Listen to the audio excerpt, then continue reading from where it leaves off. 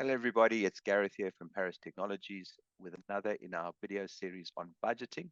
And today I'm going to talk about how do we budget the balance sheet. Let's jump right in and let me share my screen. All right, the first piece of advice I'm going to give you is if you can, try to maintain the assets as positive as a debit and the equity and liabilities as negative or a credit. And it's not so important directly in the balance sheet, but it will make a lot of difference later when you come to do your indirect cash flow. Try to do something like free cash flow. Just makes your formulas that much easier. So if you can, if your company sort of can understand negatives for equity and liabilities, do it. The second thing I would say is split out your year-to-date profit after tax from your retained earnings in the equity section. And the reason I say that is it's so much easier to check that you've got that part right. Because what retained earnings, your ERP or your accounting system might roll the year-to-date profits into a single line for retained earnings. And then that line moves and changes all the time, and it's quite difficult to see the trend.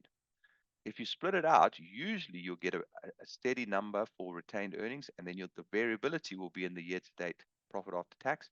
And that can be easily checked back to your income statement. So it's a lot easier. So that's my second tip. The third tip is the trend is your friend. And a lot of things can just be completed as by looking at the trend that's gone in history, and you can just fill it in for the rest of the year or fill it in for next year. If you're going to do something like that, I recommend rounding to the nearest 1,000 if you can, or nearest 100 if you're at a lower number.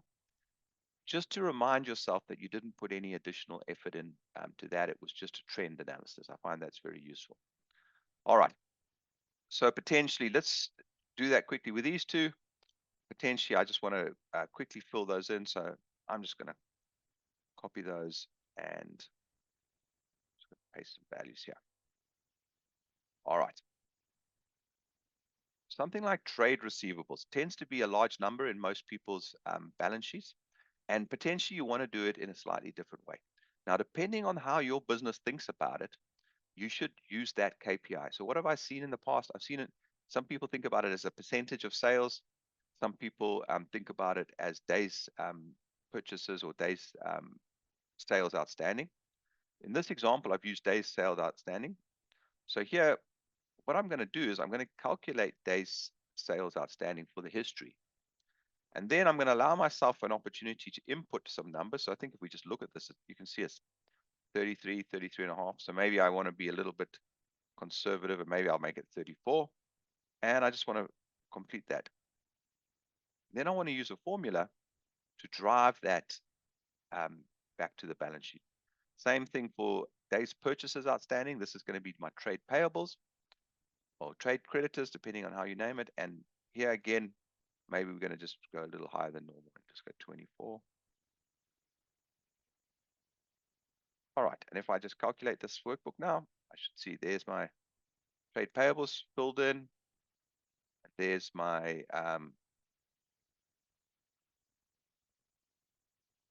trade receivables filled in.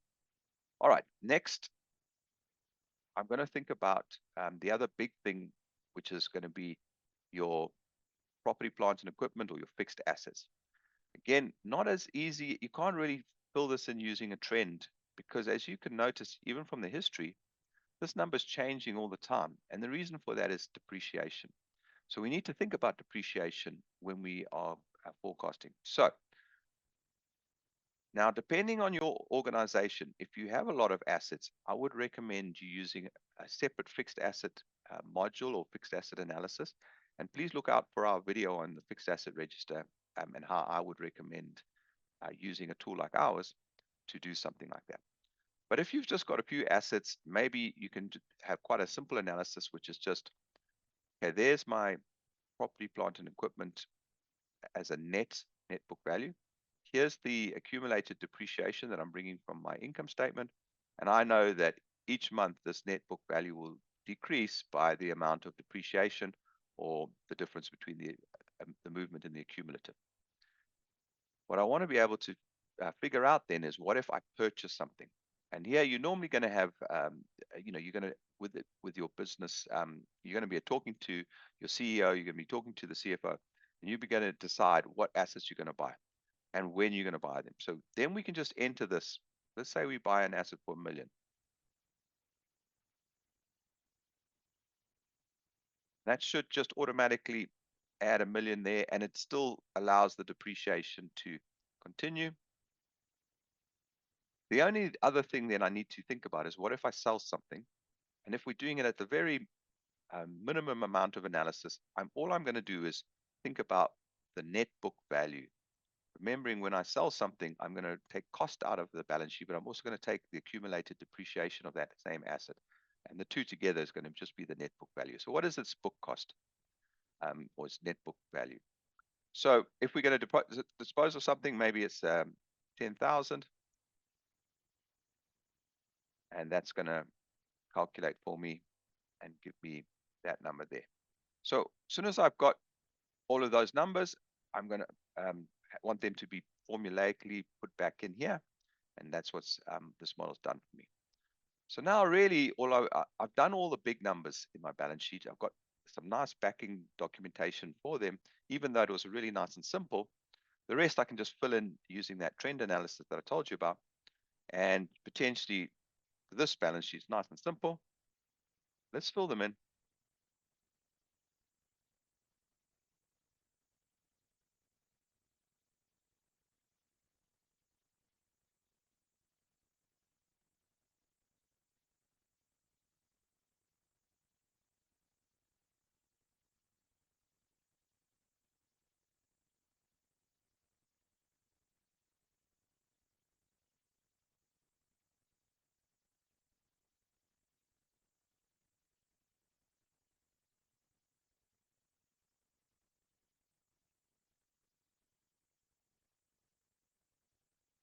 And that's it. We're done. Now, what I've done is I've balanced my balance sheet using cash.